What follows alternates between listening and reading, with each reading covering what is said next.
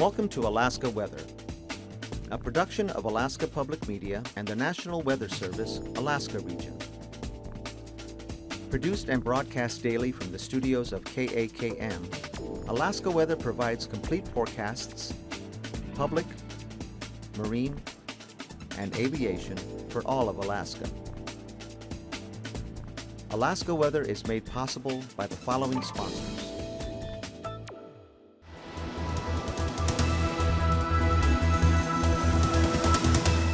The National Weather Service. Good Wednesday, everyone. I'm meteorologist Dave Snider with the National Weather Service. It is the 11th of June now, and as always, we encourage you to stay up to date with your daily weather forecast and situation by listening to your NOAA weather radio or going to our website at weather.gov/Alaska or arh.noaa.gov. You can give us a call on the Alaska Weather Info line at 1-800-472-0391.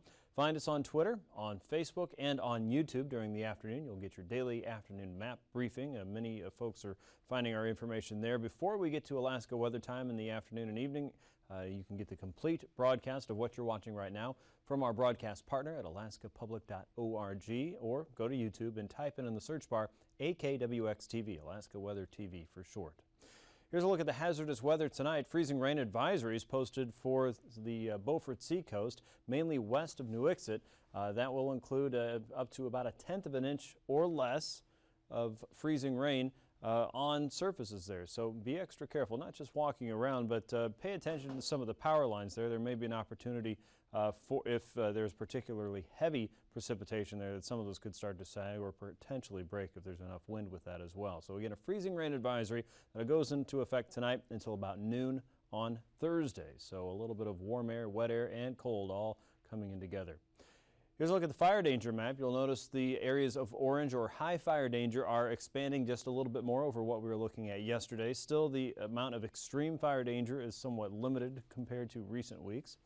The recent rains there are certainly helping, but we're also noticing increase in the higher fire danger there across the western and southern parts of the Kenai Peninsula for areas around Glen Allen and south of the Alaska Range, and also north into the Deltana and Tanana Flats region, as well as the middle Yukon valleys and the Tanana Valley. So again, it's always a good idea to remember to check your fire danger around your home, make sure that brush is cleared away from areas near your home, and review your fire safety tips for your community. Here's a look at the Bering Sea satellite picture now out across the west. If you watch this area here, you'll notice a pretty stable area of low pressure that doesn't seem to be moving from west to east with any speed at all. In fact, this overall pattern looks like it's kind of locked in place, at least as we head into the weekend. The trough is right about here. You'll see this in the jet stream map in just a little bit, but this is keeping that persistent southwesterly flow headed toward the south and west coast of Alaska. And also looking down here across the eastern part of Asia, you'll also keep an eye on some of the specific moisture here. It doesn't look terribly organized just yet. But that's certainly tropical to subtropical in nature. That's going to have a lot more water in it. So as this starts moving northward a little bit, well, just keep an eye on where that starts to head to, whether that's the southwest coast or south central. If the pattern holds, that moisture will eventually work its way a lot closer to Alaska in due time. Now, as we look at the visible satellite picture, this again is a kind of a real snapshot of what's actually happening from the satellite's perspective. And you can see a lot of the clouds bubbled up here across south and western Alaska in the interior. The great focus for a thunderstorm today really didn't seem to be across the south-facing slopes of the Brooks Range. There's still time for that.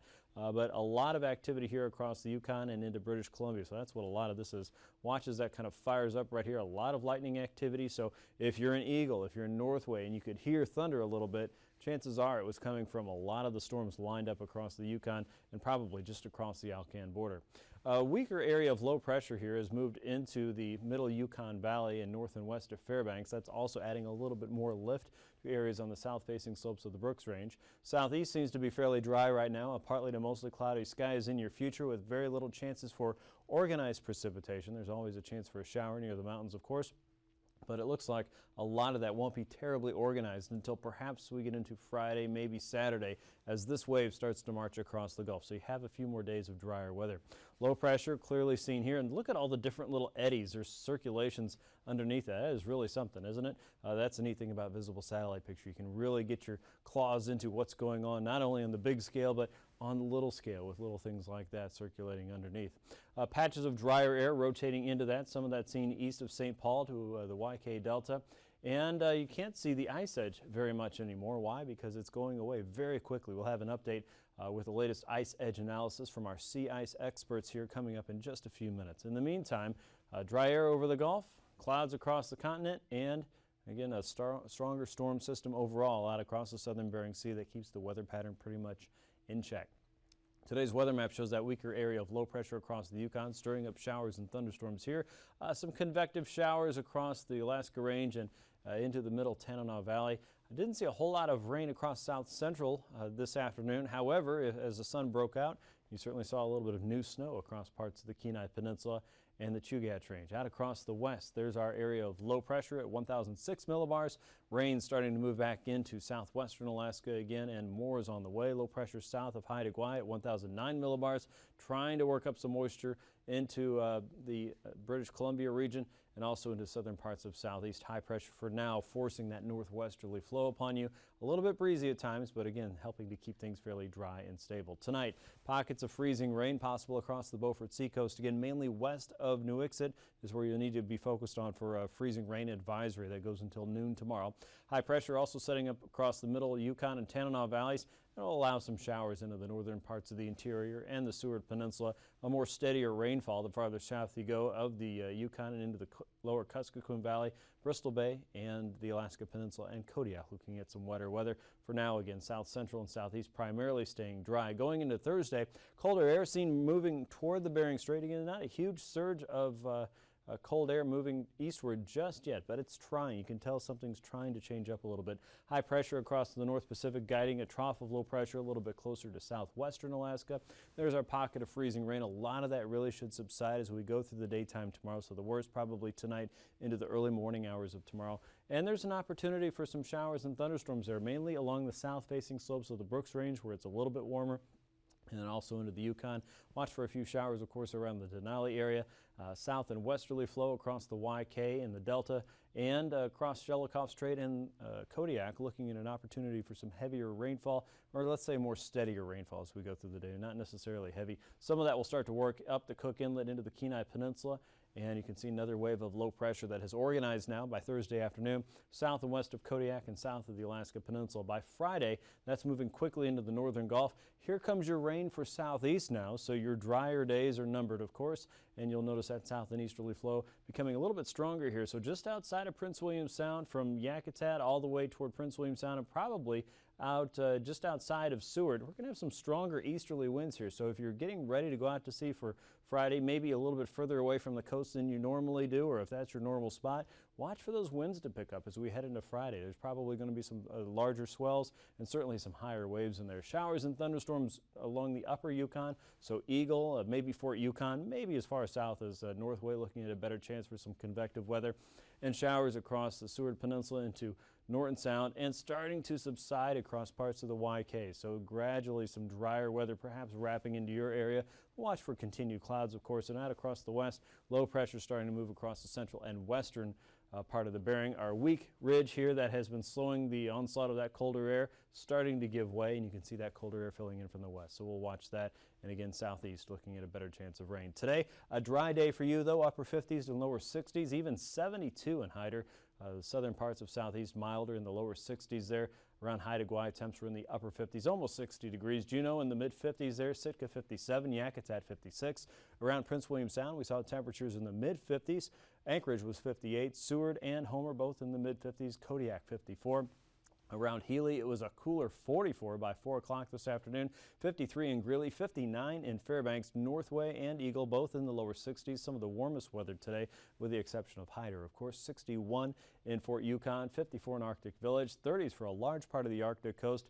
One place that was a little bit milder than the rest looked like Wainwright at 40 degrees, Barrow only 36, Shishmaref showing 37, Kivalina 36, 41 in Nome. Norton Sound temperatures were in the mid 40s, maybe a little bit milder once you got just a little bit in from the coast. You'll notice around the YK, many areas like Bethel were in the lower 50s, but right along the coast again, those temperatures were considerably cooler. in the mid-40s for places like Emonic all the way around to Dillingham. Bristol Bay temperatures closer to the lower 50s once you get south of King Salmon, and along the Alaska Peninsula, temps are gradually warming up just a little bit more. Sandpoint a little bit on the cooler end though at 48. Pribilof's in the mid-40s, Adak, Atka, and Shemya all in the 40s this afternoon with Dutch Harbor at 52. Looking at a low of 46 there tonight for St. Paul, about 40 degrees. Nunivak Island, expect 37. St. Lawrence Island, 33.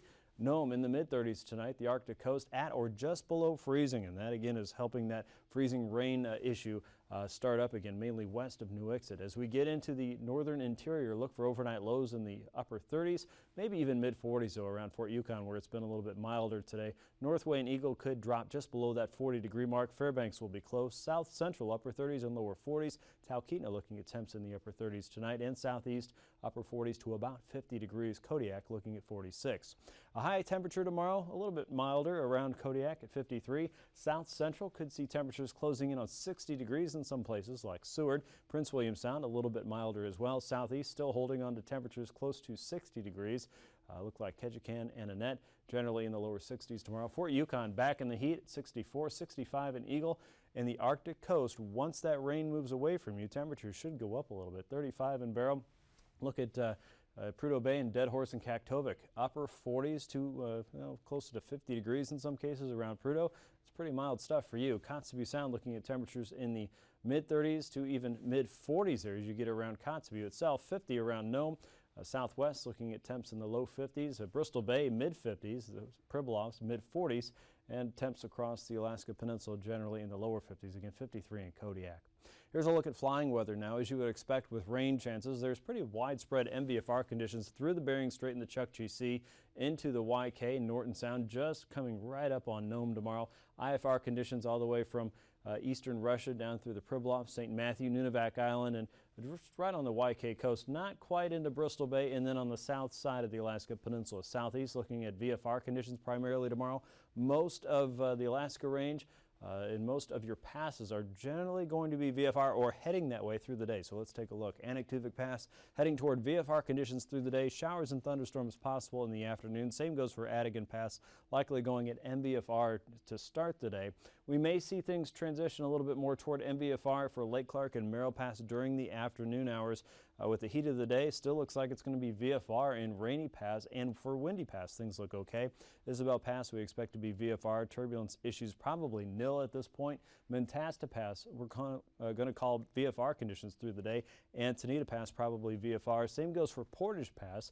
For right now, the winds will pick up a little bit more on Friday. Chilkoot and White Pass expected to be VFR, so enjoy a good day of flying, perhaps in southeast. Looks like Friday again, conditions are going to start to change. For freezing levels, you'll notice some colder spots here across the Denali area, also around the Wrangell-St. Elias region. And then you're back in that warm air, 6,000 to 8,000 foot freezing levels for southeast. For the west coast, those levels drop anywhere from about 4,000 to maybe 6,000 feet across the YK and the Aleutians.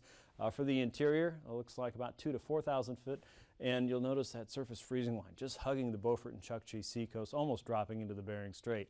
Icing potential anywhere, of course, around thunderstorm activity. You'll need to keep an eye on that. Otherwise, the main threats are going to be around the YK Delta, Norton Sound, and the Alaska Peninsula, maybe as far south as Kodiak, anywhere above 7,000 to about 11,000 feet in the west, and just a little bit lower and higher across some of the western parts of the Gulf, above 6,000 to below 12,000 feet.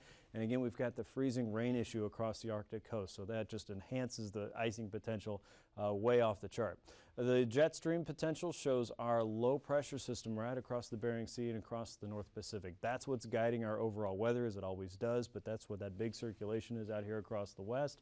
And as long as this is in place, our weather will remain focused with wet weather in the west, across some parts of the interior, and quite a bit of thunderstorm activity here across the Yukon.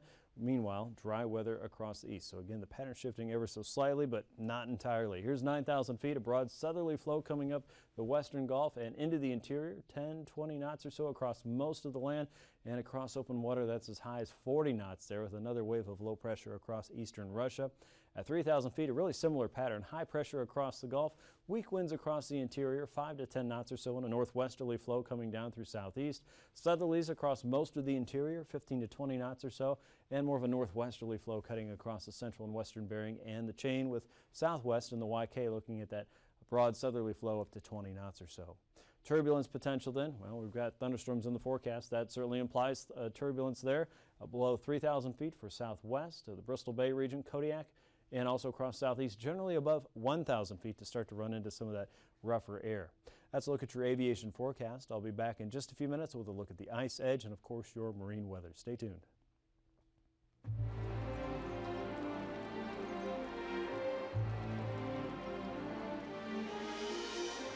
Two parts hydrogen, 1 part oxygen. Water. A drop can indicate coming rain. A mist can be refreshing. A river can power an entire community. The ocean can inspire awe in all of us. The forces of nature that create waves also create an inviting opportunity for wholesome entertainment.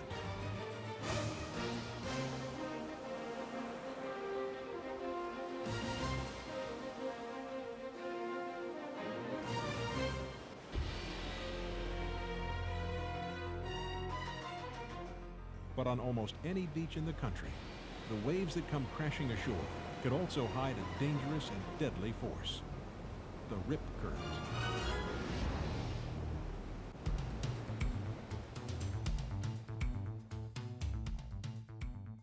Few natural events are as powerful as rip currents. The rip current is the coming together of several different forces just a few feet from the beach. First, a sandbar appears offshore. Waves that would normally not break until hitting the beach instead break on the sandbar. The water from the waves is trapped by the sandbar and cannot move naturally back to sea. This creates water that funnels a fast-moving current away from shore. In that short time, anything or anybody caught in this flow of water can be pulled out in the current. That is where the danger comes in. When a person gets caught in one, maybe they don't even know they're in one, but what's going to happen is they're going to find themselves getting further and further away from shore. If they find themselves in this situation, the first thing they need to do is not panic. That's the #1 rule: don't panic. Even the strongest and most skilled swimmers can get caught in a rip current. Nationally, more than 100 deaths a year are attributed to rip currents. About 75% of all lifeguard rescues are rip current rescues. Swimmers can find themselves in a hopeless situation if they don't recognize the signs of a rip current and know how to escape its grasp. The rip currents are fairly slow to form. It depends on the shoreline. Some areas they're very persistent in one place, and other areas they move around all the time. In most beaches, they're not dangerous or present most of the time. It's only under fairly brief periods of time where they really become a threat to people and swimmers. By knowing the different forces that cause a rip current, you can tell with some certainty where one is flowing away from the beach. But even with that skill, it's always good to swim near a lifeguard station and check with the lifeguard to see if a rip current exists where you plan to swim. The first sign is the sandbar offshore, where you'll see breaking waves in a shallow area. If you see a sandbar, start searching for the other elements that make up a rip current. If one exists, you'll see water and sea foam moving through breakers and farther offshore. You'll then see different colored water beyond the surf. The water will actually highlight the narrow currents. There are a lot of subtle indicators that a rip current is present and that it may be a threat. Some of those indicators are more turbid or dirtier water that shows up with farther outside the surf zone particularly. You see it out beyond the breakers, and that's a good indicator that there may be a rip current present. Rip currents can occur anywhere along the shoreline. Swimmers should be especially cautious around jetties or piers. But there is one warning sign that will leave you with no doubt. When you see warning flags, which can differ in look and style from beach to beach, it means one thing: don't swim. The rip current can kill. The red flags are there for your safety. Each morning, each one of the beach patrol services on the Outer Banks has a supervisor who gets up and checks the water conditions. If we feel like the water conditions are such that are a danger to your personal safety, we put the red flags up. Ultimately, there may be a time when you become caught in the rip current. If you're caught in a rip current, the one key rule to remember is to not swim against it. Swim parallel to the shore. You'll either swim out of the current or swim until the current itself dissipates. A lot of people think that when they're in a rip current, they can't get back to shore, and that scares them. And they think that they can't get back to shore where they are and also all up and down the beach, and that's not true. It's just maybe 50 yards wide where the rip current is. If you swim parallel 50 yards one way or the other with the beach, it doesn't matter, then it's a lot easier to swim back to shore. Most rip currents dissipate after about 50 to 75 yards. Then you can swim parallel to the shore. Do not hesitate to wave to get help.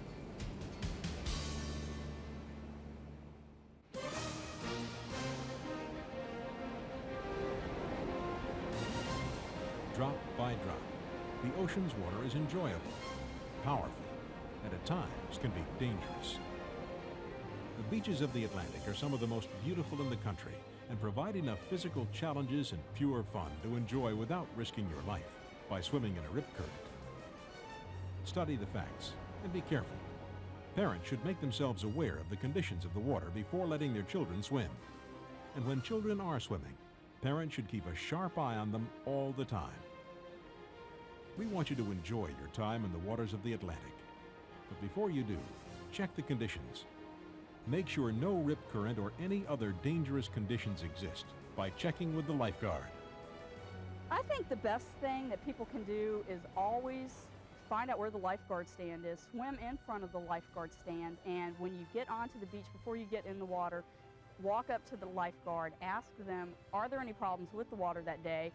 When you come down on vacation, you just really need to be smart about the ocean. Speak to your lifeguard, and by understanding is your best defense against this ocean, and understanding can be talking to that lifeguard.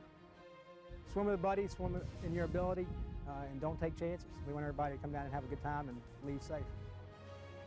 It's an easy thing to do, and when you are sure the water is safe, the ocean will be yours to cool off in and enjoy for years to come.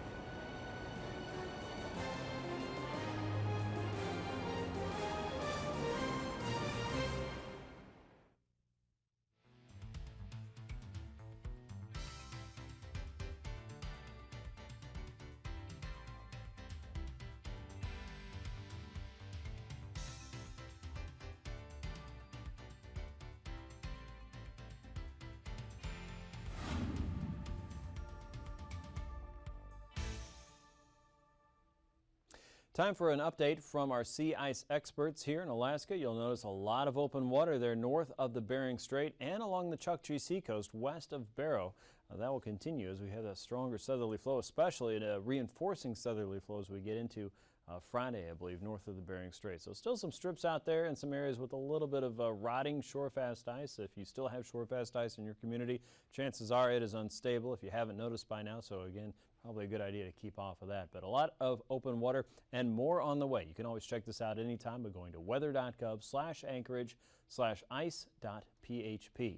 Here's a look at southeast forecast now. You'll notice a steady southerly flow across the north and south Lynn Canal, more of a westerly flow across Stevens Passage and Frederick Sound, and northwesterlies across the southern inner waterways and south or northwesterlies up and down the coast from Gustavus all the way to Sitka and Craig.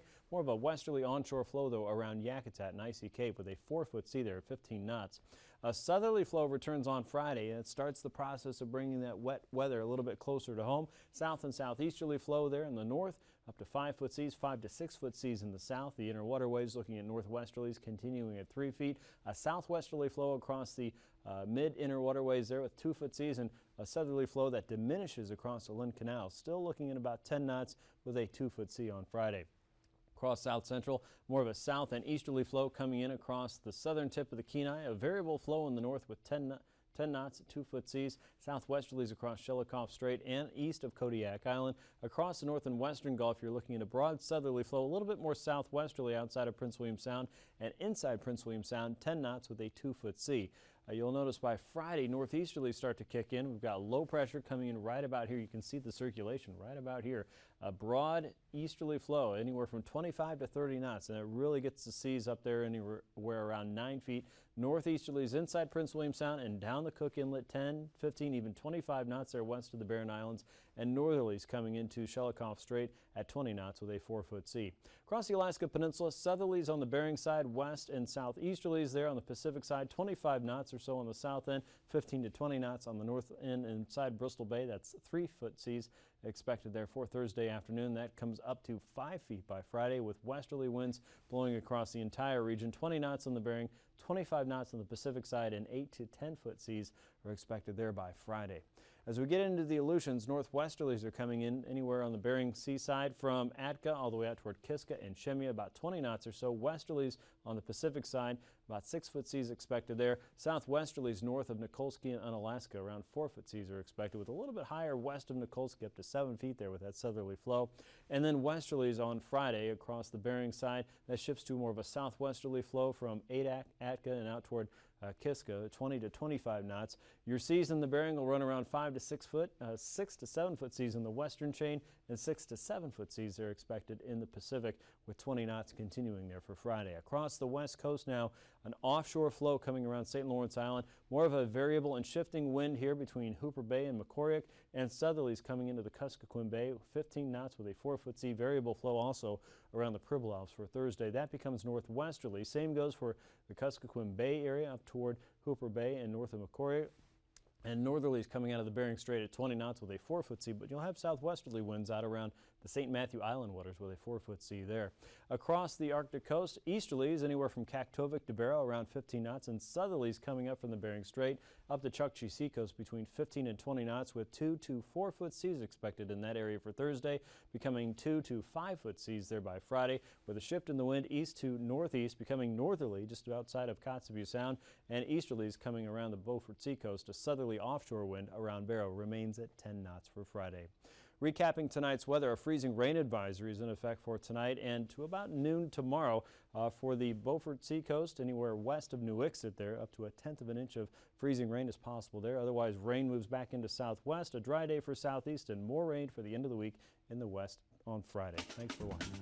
These forecasts are to be used for planning purposes only. Call 1-800-WX-BRIEF for a formal pre-flight briefing. Always file a flight plan before you go flying. The U.S. Coast Guard Auxiliary urges you to leave a float plan with a friend or the harbor master before you go boating. Alaska Weather is made possible by the following sponsors.